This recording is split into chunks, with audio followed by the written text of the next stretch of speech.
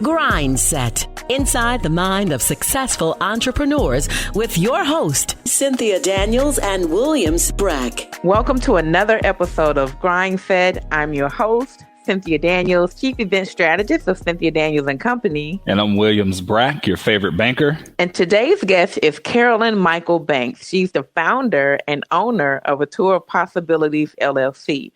She's a native of Bronx, New York, and she lived there for a number of years before relocating to Washington, D.C., then making her way down to Memphis, Tennessee. And I think what's so interesting, she's created such a unique niche business in a city that's not even her home. Well, and I've seen Carolyn out promoting her business, and I've seen her buses everywhere.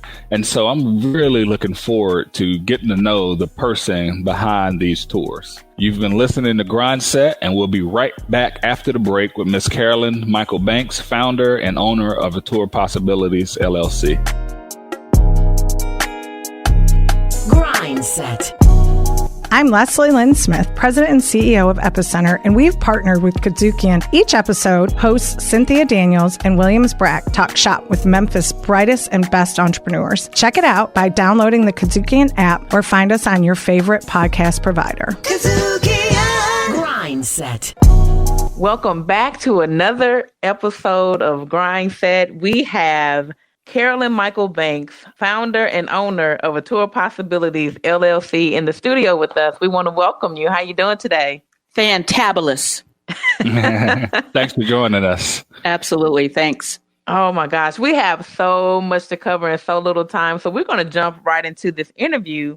First of all, for our listeners, Carolyn, can you tell us what is A Tour of Possibilities and how did you get started? Sure. We are an African-American history tour of Memphis, and I got started based on something that happened many, many, many years ago. It started out as I was a tour guide in Washington, D.C., because very few people ever wake up going, I think I want to run a tour company. But mine started out as a sophomore in college on summer break in Washington, D.C., sitting in my sister's house saying, I'm bored. And my sister's response was, it's illegal to be bored in the nation's capital.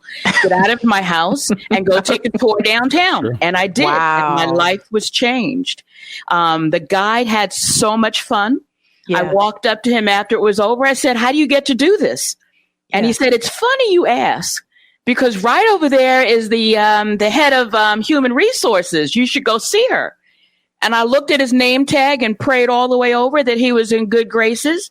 And I said, Jonathan said I should come see you about a job. And she said, Jonathan? And I'm like, yes. And she said, great, let's get you signed up. And that's really how the tourism part got started. And then other things happened to get me to the ownership side. I mean, that's incredible in itself. I don't know of I've been on a lot of tours and I can't say that I've said, okay, I want to do this immediately after. So I think maybe there was a passion inside of you that you didn't know until you went through that experience. So I think that's encouraging for people to know. Mm-hmm. So tell us a little bit more about your business in Memphis. Did it start in DC and move down to Memphis? Was it here that you decided to do it? And what exactly does it look like now? Sure. It actually started in Washington, D.C. when I was told by my CEO that I should not include African-American history in the script because it was very, very uncomfortable for people who were taking the tour. Okay. And a long story short, I guess part of maybe he was trying to discipline me. And he said, well, we're getting ready to open up another tour company because it was a national sightseeing tour company. And I was the general manager of the Washington, D.C. operation. And he said, well, you could move to Savannah. And I think he thought I was going to say, oh, no, because I love me some D.C. Right. And my response to him was, when do I move? So I picked up, moved to Savannah, Georgia, opened up their operation there. Again, he said, I want you to train somebody. I said, no problem. But my question to him was, am I training my replacement? He said, yes. Again, I think he thought I was going to quit. I said, send him. Got him trained. I thought Savannah was going to be my city, but no, he said, we're going to open up in Philadelphia, Pennsylvania. I moved to Philly, started the tour there for them, and then got downsized. And so as hard as that was, it was the answer to a prayer. The prayer was, God, if I had some time, if I had some time, I'd do this on my own. So I started a tour of possibilities in Philadelphia, Pennsylvania, met the man of my dreams, praise God, that happened to live in Memphis. And that's how I got here. And I truly had no desire to start a tour here because I had no idea what was here until I started doing the research. And then I found there was history on every corner. I mean, you're in the perfect Mecca city. But I didn't know. And all I knew was that Dr. King died here. That really was all I knew. Now, here on GRINDSET, one of the things we want to make sure we always ask is, how did you fund the startup of a tour of possibilities for all our GRINDSET listeners? Mm-hmm. And I'll tell you, it was a blessing, but one of the hardest to have because it was because of my dad's passing and my sister passing. Both of them set money aside for hoping that one day I would do something on my own. And it was because of their passing that they left money for me to start my company, which is why I was able to start it without any debt, without having to ask for any type of loan. I mean, again, it was the blessing, but it was a hard one. Well, it's their legacy as well to support you. Is this a time to shout out life insurance? Absolutely. And it's crazy because my dad, he was frugal, otherwise known as cheap. And no, he was frugal. And asking him for money was difficult. And his thing was, you need to be able to make this without me. But I didn't know what he had waiting for me. And he just kept saying, you just need to make it. So he would make it really hard. If I just wanted to ask for money, I would almost want to do anything else but he was preparing me so that when he wasn't here, he would be able to still support my dreams. And so that's a great GRINDSET lesson. Absolutely. Absolutely. I mean, and it answered that question we typically always want to know, how do you finance your company? So that's a really important lesson for our listeners. I would love to know, and I can actually share, I've experienced your tour multiple times, but are you also the only tour guide? I mean, what happens when you need some time off? How does your company still operate? In a case of being quarantined, how do you still continue to operate? What does that look like for you?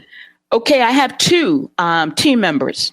And that, too, is what saved me because I was unable to work on my business for a very long time because I was a one-woman show.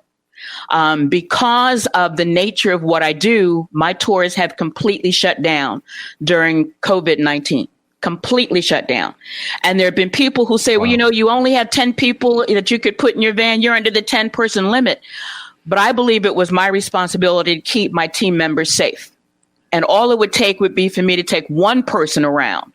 Right. That one person could be carrying, and then that's it. I mean, I want to be known, but not for that. You know what I mean? No, absolutely. I think that's smart. And I love that you have a team because, like you said, you can't work on your business if you're working in your business. When did you know when it was time to get that additional 2 people? When it was possible. And it was interesting how they came into my space without me actually looking for them. It's like I kind of knew in the back of my head that I needed somebody, and then they showed up. The first one was as soon as I started. That was Keenan Walker. And then the second one, when I was working on another project, and we got to talking, and she just happened to be, Jackie, happened to be the best person I could have ever looked for. Jackie Murray. I mean, they're both actors. They're amazing. They are absolutely amazing. And this is my baby. So to entrust them with my baby took a lot to let go, but I had to. And it made all the difference in the world. That's amazing. So what we're going to talk about next is, you can be a fantastic tour guide. Yes. But running a tour guide company is sometimes different. And what we're going to do is discuss the business side of running a tourist company. You've been listening to GRINDSET, and we'll be right back after the break. GRINDSET. Hey, I'm Williams Brack, co-host of GRINDSET. The insight you gain from us and our guests will motivate you to take the leap into entrepreneurship. So stay with us. What's your GRINDSET? And if you happen to miss some of our episodes, make sure to check us out on Spotify, Apple Podcasts, TuneIn, Stitcher, or your favorite podcast provider. GRINDSET on the KUDZUKIAN Network. KUDZUKIAN. GRINDSET. GRINDSET. Welcome back to GRINDSET. We're here with Miss Carolyn Michael Banks, owner and founder of A Tour of Possibilities Memphis. Typically, we like to help people understand that doing a job and running a company with the same function is typically different. And you were an excellent tour guide, but can you give us kind of like a view into actually running the company, especially when you were one person and had to do the tours and manage the business side? There's a book, and now, of course, when I try and pull out the book in my head, I can't think of it, but it was in a mastermind class that I went to where you have to learn to have at least three different hats on. So the manager, the person who pulls it all together, the person who markets, and it's knowing that you have to be able to somehow separate this one person into wearing all these different hats. And when I was a one-woman show, it was really, really hard. So one of the first things I had to really deal with was, how do I get my name out there? I was definitely not made to be a marketer per se. I don't even like the word sales. So I had to do a whole lot of head shifting. But trying to get the name out there, trying to deal with finances. I am not a numbers person. Mm-hmm. I have never crushed it. Well, I shouldn't say that. As a general manager, I crush other people's numbers. But when it's your own, that number crushing thing is a whole personal thing. And then just trying to how to maintain day-to-day operations. So one of the first things I was very fortunate to do was to find a group called NABO, National Association of Women Business Owners. And I knew there had to be Shout out to NABO. Yay! I knew there had to be a group who understood me and who knew what my needs were. And I'll be so honest. One of the things they had was an accelerator program. And part of it was to help you understand your finances. And that's why I signed up for it. But then the segment of the class that said, okay, send your finances in came up. And I was like, oh, no, because that's going to make me truly naked. I mean, you cannot hide because your numbers tell everything. Right. So I sent my numbers in. And the woman who was facilitating called me and said, we need to meet like yesterday. Whoa. You are close to going under. Wow. Because I'm looking at the numbers. I mean, I had a QuickBooks set up. I had no idea what I was looking at. And so I went to the place where she wanted us to meet along with the other facilitator. And I sat there and I was bawling my eyes out because she said, you were this close. Wow. And the blessing was that they also gave me ways to pivot. And they said, we can't make you do anything. But they gave me things that I could do. I mean, the way I had my tour structured, I had to change. The way I had it priced, it had to change. So much I thought I knew.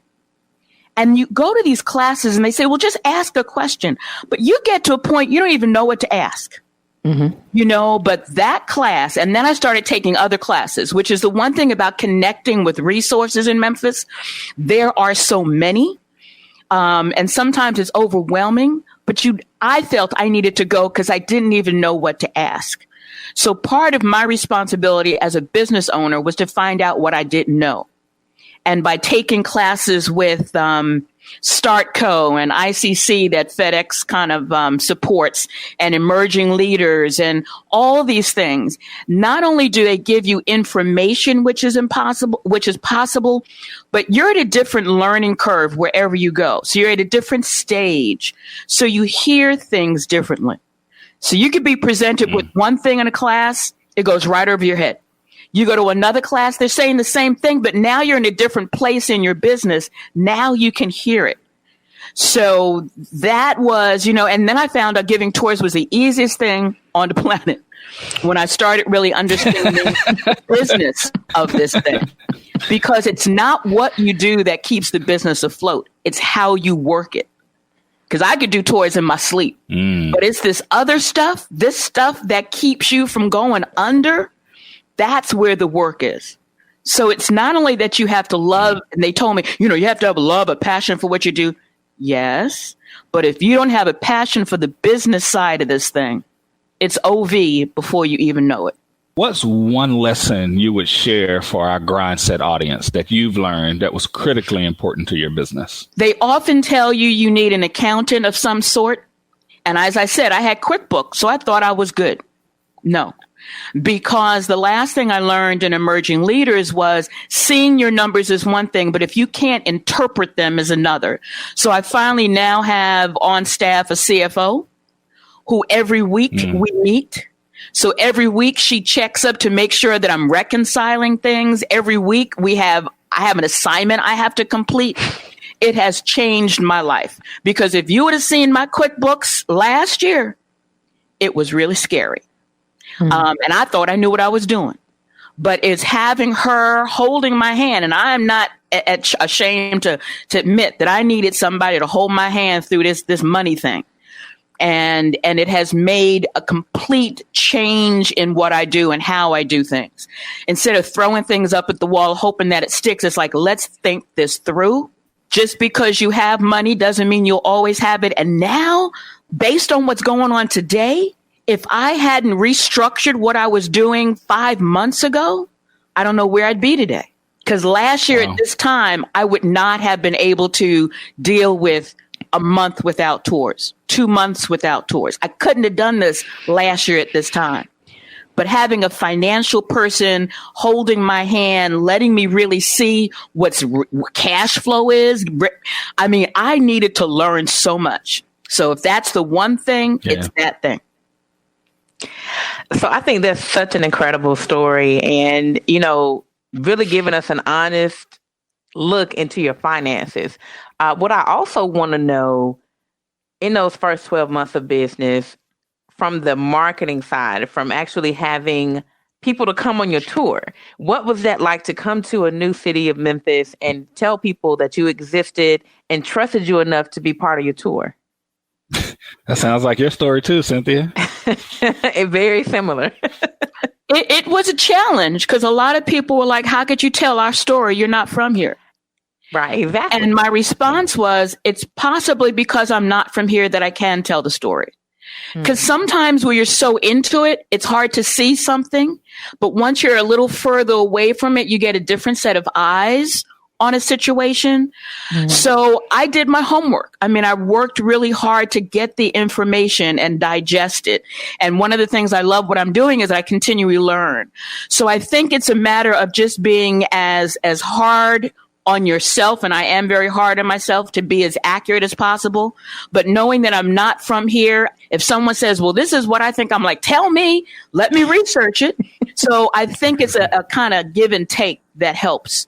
But yeah, I think coming from the outside has really given me a different set of eyes and a way to show Memphis to people who are actually born and raised here differently. I think that's incredible. And like Brack said, I can totally relate. And sometimes it does take an outsider to help you appreciate it. Again, I think I've been living in Memphis almost 9 years when I went on your tour. And I thought, my God, I haven't been even living like I thought.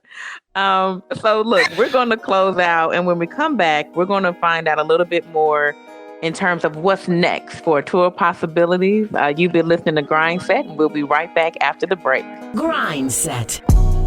R&R on Sports. Former NBA basketball player, Brother Mario Ellie. Welcome to R&R on Sports. Pleasure to be on here with you guys, man. Thank you guys for having me. It's R&R on Sports. GRINDSET. Welcome back to GRINDSET. Miss Carolyn Michael Banks, founder and owner of A Tour Possibilities here in Memphis. We talked about founding the business, and we talked about learning the business side. Can you talk to us more about some of the tours that you offer? We offer what's known as an overview tour, and that takes about 2.5 hours, and it's a driving tour. And a lot of people will ask me, well, what sites do you go to? And I can list them, and that's fine. But what I want people to get is that it's not necessarily just the sites, because you can pick up a guidebook pretty much, but it's the stories in between the sites, number one. And also our narrative is really one that focuses the history of the city through an African-American historical lens. And that really makes it very unique, because there are a number of tours in Memphis, but I believe the tour that has been produced here is one that you actually feel. So I believe in giving historical information, and I like to call it kind of edutainment, because you get educated and entertained at the same time, but it's really a roller coaster of emotions. because it's not about on your left, on your right, but it's really about if I'm going to tell you about lynching in one moment, and then I'm going to tell you about somebody in the music industry in another, and then I'm going to tell you about a business entrepreneur in another, but then I'm going to tell you about some horrible things. It's just kind of like a roller coaster of emotions. And I think history is something you have to feel. I grew up not liking history at all.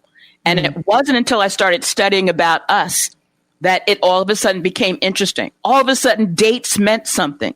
So if something happened in the 1800s and not in 2001, but yet if I don't make that distinction, you might not know what period of time I'm talking about. So it's kind of a way of putting the past with the present and understanding that if you don't know one, it's hard to understand the other. So Overview is our major tour, and our vehicle holds 10 guests. The other tour that is near and dear to me is what I call the Grand Tour, and that's a private tour. So that ranges from our 2.5-hour tour to a tour that you want to almost design yourself. So it could last all day if you want. But it's a way that it's so exclusive that you have my complete attention or my team members' complete attention. But I like it because it gives people an opportunity to have an interaction that can't really happen on a 56-passenger vehicle. But speaking of 56 passengers, if you have a family reunion come in town, we do what's called a step-on guide work. So you provide the transportation and we'll step on it and give you the tour as well. It's a nice touch. Make you go, Yeah. I love and there that. is some new stuff coming. So I'm excited about this because the one thing about this pandemic, I truly believe there's purpose in everything. And sometimes I think as business owners, we get a little comfortable with our success. This is pushing me to a point I had not planned on moving, even though in all those classes I was taking, you have to think large. Well, now I'm getting ready to implement some things I have written down for the past 3 years. One, I wish I could share with you right now, but you just have to keep connected to me to find out. It's going to be awesome. It is going to be so awesome. I cannot wait to do this, but it's going to be a way I can give a tour and do it in a way that will be safe in terms of the whole germicidal thing, but a way that I can still do what I love doing in a way that is, I think, very unique. But wait, I'm just a teaser. Oh my gosh, wait. The GRINDSET audience also wants to know about the Mind, Body, and Soul tour as well. The Mind, Body, and really interesting. The Mind, Body, and Soul tour. And the only reason why I did not mention it is because right now we're not going to offer it. One of the things I had to do is to decide what offerings I was going to continue. And the other thing as a business person, as much as I loved it, I had to look at the bottom line of what that was or not doing. But one of the things I'm looking at doing is to provide a tour a little similar to that. And I'm going to call it Shop and Snack for right now, because one of my other passions is to connect African-American owned businesses with people. So I want to be able to take you to retail shops and places where they have food so that we can connect in ways that we should be connecting no matter what. I would love for you to kind of share with our listeners. You know, we focus on women who are thinking about becoming entrepreneurs. They are, working from home. They don't know how to take next steps. I would love for you to share the moment when you knew your business would work. And what advice would you give to somebody that's on that line of, I think I want to be an entrepreneur. I'm not really sure. I like those, constant paychecks. Just kind of share that for us, please. The moment I knew it would work was based on my past experience. I knew that I could develop a tour. I had the experience in that regard. So I was in tourism for many, many years. So stepping into this was not a new field for me. So I felt I had the experience and had the real down to earth feet on the ground kind of thing.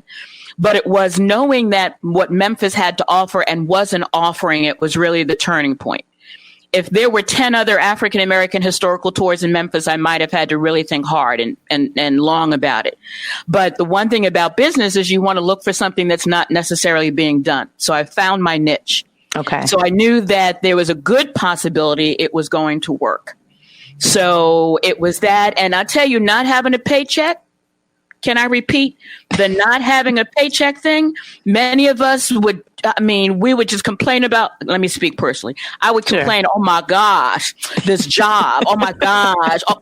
But let me tell you, knowing there's going to be a check in the bank every 2 weeks, it makes you think about things very differently. And I was also blessed to have a husband who was ready to support a woman, his wife, who was not going to have a paycheck for like 5 years. That's a sacrifice. That's a serious sacrifice. And love beyond love, because our lifestyle had to change. Right. So as people consider doing this, the sacrifice is more than you might imagine. And that's why you've got to be committed to this, because it's still, you never know what can happen. Look at this thing. Who knew everything would ever stop? Right. Where can we find more information about the tour possibilities, social media, phone numbers? atopmemphis.com is our URL, atopmemphis.com. We're also on Twitter, atopmemphis, ATOP Memphis. We're also on Instagram, atopmemphis. Our email is atopmemphiscmb, as in Carolyn Michael Banks, @gmail.com. And please connect. This pandemic should have taught us one thing, that we are all connected in some way, shape, or form. And if we don't connect on the positive side, there's a horrible way we can be connected on the negative side. So let's just use this time to stay connected, whether it's business or personal, because in a moment's notice, we may not have each other. So that's where I really kind of want to end that there. So use those ways to connect and reach out, because there's things coming that I need you. I can't do this alone. Miss Carolyn Michael Banks, thank you. You've been wonderful, wonderful guest. I just can't wait to take another tour. I heard you do family reunions, so I'm already like, okay, I got to get the family here from Atlanta so we can really experience Memphis in a new way. And girls' night out and brothers' night out, and there's stuff to do. We've got to think out of the box, and tourism is usually not on the top of people's lists. I want it to be on the top of things for you to do. I love that. GRINDSET. Riffin' on jazz. When two friends get together to kick it about jazz, it's called Riffin' on Jazz.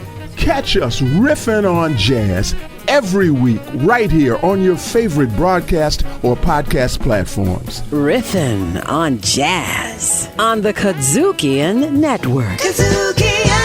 Welcome back to GRINDSET. We just finished interviewing Miss Carolyn Michael Banks, founder and owner of A Tour Possibilities here in Memphis. And this episode can really be themed as an entrepreneur that continues to learn and continue to evolve. And the major keys, without shouting them throughout the episode, I came out with 4. The first one is, it's not what you do, it's how you work it. You can do any job, but to put passion and energy and a tremendous amount of effort in it, you're almost ensured success. And then passion for your trade or your business should only be matched for your passion for actually running the business side of that enterprise as well.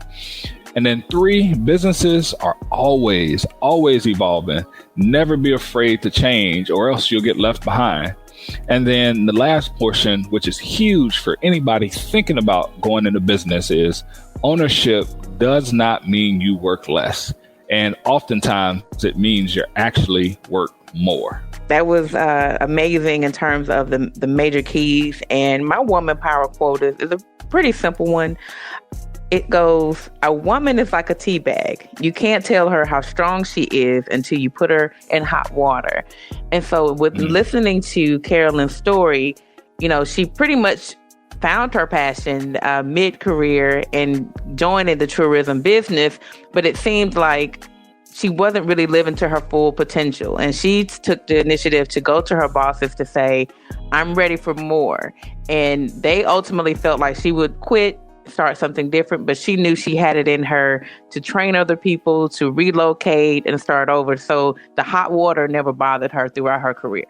That was an excellent quote. And I hope you all enjoyed listening to Miss Carolyn Michael Banks as much as we did. You've been listening to GRINDSET, and we'll see you in the next episode. GRINDSET. Executive producer Epicenter. GRINDSET is directed, produced, and distributed by KUDZUKIAN.